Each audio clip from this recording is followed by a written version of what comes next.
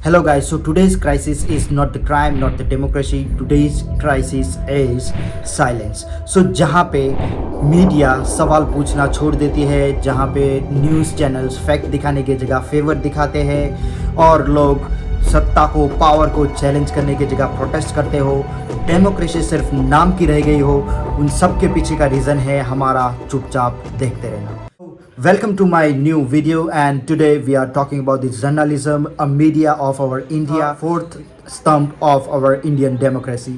ये वाला video Gen Z के लिए है जो देश को एक विकसित देश की तरफ ले जाना चाहते हैं, जिनके पास अच्छा विज़न है देश के लिए, जो देश का फ्यूचर सोच सकते हैं, उनके लिए है. सो इसको करने के लिए हमको स्टेप बाय स्टेप जाना पड़ेगा. सो हमको पहला स्टेप क्लियर करना पड़ेगा, वो है जर्नलिज्म. सो अब बात करेंगे हम जर्नलिज्म पे, और जेनजी लोग इस पे ध्यान दें और इस पर अगर हो सके आपसे तो प्लीज़ इस पे वर्क करें ताकि हमारे देश में एक और बड़ी प्रॉब्लम सॉल्व हो जाए. सो मेरे पास आज है 10 पॉइंट्स. फैक्ट नहीं दिखा रहे हैं, जो पावर को चैलेंज नहीं कर रहे हैं, उनको हम डिक्रीज कैसे कर सकते हैं और कैसे उनको सपोर्ट कर सकते हैं, जो देश के हित में बात करते हैं, जो देश के रियल प्रॉब्लम से उनको उजागर करके सवाल पूछते हैं सत्ता से.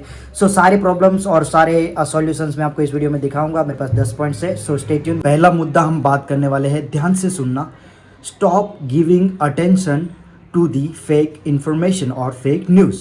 सो पहली चीज़ हम क्या करेंगे, इनकी जो भी फेक इन्फॉर्मेशन है, नफरत फैलाने वाले इन्फॉर्मेशन हमको शेयर करते हैं, उनको अटेंशन देना बंद करो.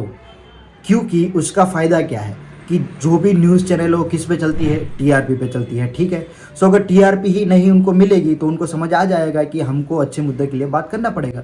सो उसके लिए जेनजी लोग क्या कर सकते हैं, और पहला स्टेप ये करना पड़ेगा कि उन लोगों को इन सारी चैनलों को देखना बंद करना पड़ेगा. उन सबको बता दो कि ये सही नहीं है, उनको सही और गलत का इन्फॉर्मेशन दो, उनको बोलो कि ये चैनल को मत देखे, अवेयरनेस फैलाओ. दूसरी चीज़ है, उनको अनसब्सक्राइब करो, उनको अनफॉलो करो. सो उनकी कमर टूटेगी. तीसरी पॉइंट है कि उनकी क्लिप से वायरल करना बंद करो. उनकी जो भी छोटी छोटी क्लिप्स है जो हम वायरल करते रहते हैं वो सब बंद कर दो.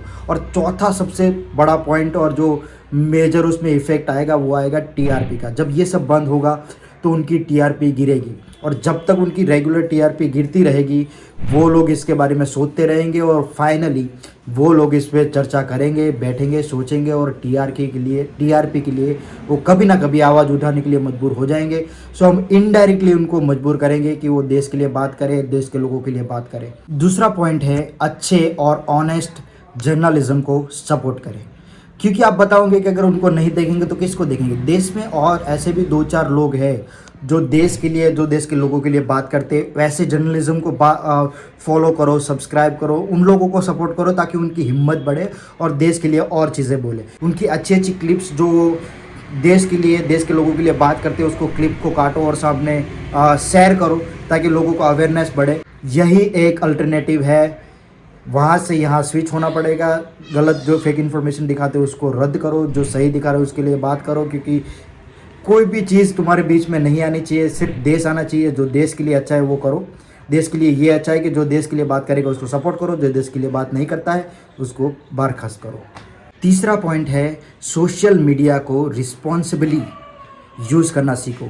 जैसे मैं बता सकता हूँ कि कोई भी न्यूज़ आपके पास आती हो तो उसको ट्वाइस वेरीफाई करो. अगर आपको सही लगे उसमें तब जाके उसको शेयर करो, अदरवाइज स्टॉप दैट. और फेक न्यूज़ अगर आपको दिखे कि ये वाली फेक न्यूज़ है, इसमें इंफॉर्मेशन नहीं है, कोई भी बेस नहीं है, उसको कॉल आउट करो और उसको सोशल मीडिया पे डालो और उसको लोगों के अटेंशन में लाओ. दूसरी बार जो ऐसा कुछ करेगा तो उसके बारे में सोचेगा कि नहीं, ऐसा करेंगे तो लोग जागरूक है, वो इसको निकाल लेंगे बाहर, इसकी सारी इन्फॉर्मेशन, उसके बेसिस, उसकी सच्चाई निकालेंगे और देश के सामने रखेंगे, तो दूसरी बार करने से बारे वो सोचेंगे.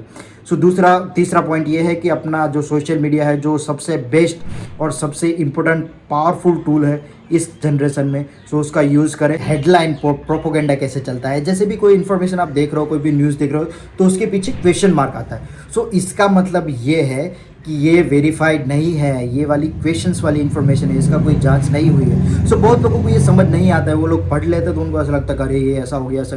तो ऐसी जो प्रोपोगेंडा करते हैं उनको हाईलाइट करो और लोगों को समझाओ कि ये क्वेश्चन वाले मार्क होते हैं, या तो दूसरे जो प्रोपोगेंडा होते हैं जो व्हाट्सअप मीडिया में आते हैं, जो भी इन्फॉर्मेशन देते थे, इसने ये कर दिया, वो कर दिया, तो इन्फॉर्मेशन को फैक्ट चेक करो, उसके बाद भी उस पर बिलीव करो, उसके अलावा उस पर बिलीव मत करो. हमारी फैमिली में बहुत सारे ऐसे लोग होंगे जो इन्फॉर्मेशन को मान लेते हैं या फिर उनको इतना नॉलेज नहीं है। तो हमारी यंग जनरेशन की रिस्पॉन्सिबिलिटी ये है कि हमको उनको ये सब बताना पड़ेगा, डिफरेंस सिखाना पड़ेगा, क्या सच है क्या झूठ है, क्यों झूठ है और क्यों सच है, ये सब दिखाना पड़ेगा, तभी ये चेंजेस आएगा। धीरे धीरे आएगा बट टाइम लगेगा। So start working on it. छठा और सबसे इम्पोर्टेंट पॉइंट है, ध्यान देना इस पर, यह है कि पीसफुली एंड लीगल तरीके से कैसे प्रोटेक्ट करते हैं, कैसे आवाज़ उठाते हैं। सो आपको इसके लिए ये करना है कि पीसफुल प्रोटेस्ट करो। दूसरी चीज़ है पिटिशंस दाखिल करो जो लीगली है। तीसरी चीज़ ये है कि आपको डिबेट रखो, लीगली डिबेट रख सकते हो, आपका अधिकार है। ऐसे लोगों को बिठाओ, इन मुद्दों पे डिबेट करो, बातें करो, उनका कंक्लूजन निकालो और न्यूज़ पे डालो। पर उसमें एक चीज़ आपको याद रखनी पड़ेगी कि ये वाली सारी चीज़ें हैं वो नॉन वायलेंस होनी चाहिए। कहीं पे भी कानूनी लॉ को ब्रेक करके आप काम मत करना, क्योंकि ये लोग राह देख के बैठे होंगे, आपको तुरंत ही पकड़ लेंगे। तो ये चीज़ों का बहुत ध्यान रखना अगर आप कर रहे हो तो। सातवीं चीज़ है, जो भी जर्नलिज्म में अपना करियर बनाना चाहता है वो अभी से स्टार्ट कर दो, क्योंकि वो सबसे बड़ा वेपन हो जाएगा कि यंग जनरेशन जर्नलिज्म में आएगी, वो अच्छे अच्छे सवाल पूछेगी। बट उसमें भी अगर तुम यंग जनरेशन जर्नलिज्म में आती हो तो 2-4 पॉइंट्स आपको याद रखने पड़ेंगे। पहली चीज़ कि सच्चाई का साथ दो, फेम को मत देखो अभी। दूसरी चीज़ है कि पेड न्यूज़, प्रेशर, इन चीज़ों से दूर रहो। तीसरी चीज़ है कि सत्य का साथ दो, ट्रूथ का साथ दो। धीरे धीरे तुमको फेम मिलेगा, एक साथ नहीं मिलेगा। तो इससे ये भी होगा कि तुम धीरे धीरे प्रोग्रेस करोगे तो लोगों का ट्रस्ट भी बिल्ड होगा। तो जितना ट्रस्ट बिल्ड होता जाएगा उतना तुम आगे बढ़ते जाओगे। सो शॉर्टकट मत यूज़ करना। सो आप ये भी कर सकते हो, खुद ही मैदान में आ जाओ। आठवां सबसे इम्पोर्टेंट पॉइंट है, अभी के ज़माने में डिजिटल प्लेटफॉर्म पे आवाज़ उठाओ।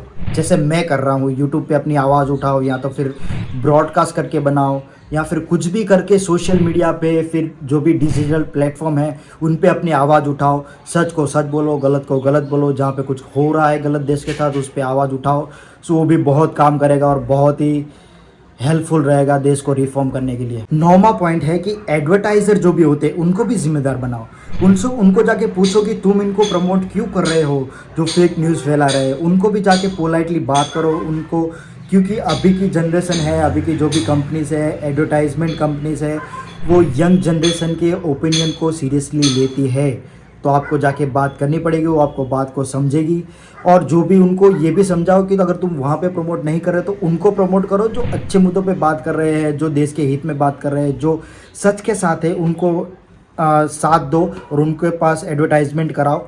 सो ये वाली चीज़ें तुम ही कर सकते हो, यंग जनरेशन ही कर सकती है। सो ये भी तुम कर सकते हो। 10वां और सबसे इफ़ेक्टिव पॉइंट ये है कि तुम रोज़ बरोज़ की चीज़ों में भी ये सारी चीज़ें लाओ। बेरोज़गारी, safety, border security, education, women empowerment, रोजगारी, ये सारे बेसिक पॉइंट्स रेगुलर कलीग्स में, फ्रेंड्स में, पब्लिक एरियाज़ में बातें करो, इसको डिस्कस करो, लोगों को अवेयर करो कि ये भी इंफॉर्मेशंस है, ये वाले भी मुद्दे देश में चल रहे हैं। सो इससे भी बहुत सारा ट्रांसफॉर्मेशन हो सकता है, लोगों में अवेयरनेस फैल सकती है। सो मेरे पास ये 10 पॉइंट्स थे जो मुझे लगता है कि देश में बहुत सारे चेंजेस ला सकते हैं। अगर इसका 5% भी अगर चेंजेस आ गया तो मैं खुश हूँ। मेरे को आवाज़ उठानी थी, मैंने आवाज़ उठाई। यंग जनरेशन को अगर किसी को नहीं समझ आ रहा है और देश को सपोर्ट करना है, आप ये वीडियो देख सकते हो। और आप इसमें से आपको एक भी पॉइंट अच्छा लगा, सो मेरे लिए वो सौभाग्य की बात होगी और मेरा काम सफल होगा।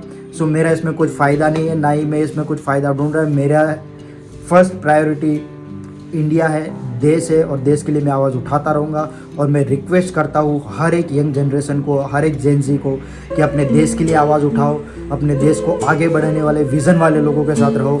ऐसे लोगों की यूथ बनाओ, इन लोगों का ग्रुप बनाओ और देश के लिए काम करने वाले उत्सुक लोगों को अपने ग्रुप में शामिल करो और एक साथ प्रोटेस्ट करो और देश को रिफॉर्म करके रहेंगे। और मेरे को यकीन है यंग जनरेशन पे कि वो लोग इस पर काम करेगा और अपने देश को एक नए देश में, विकसित देश में, सेफ देश में एंड रिस्पेक्टेड देश में कन्वर्ट करके रहेंगे। जय हिंद, जय भारत।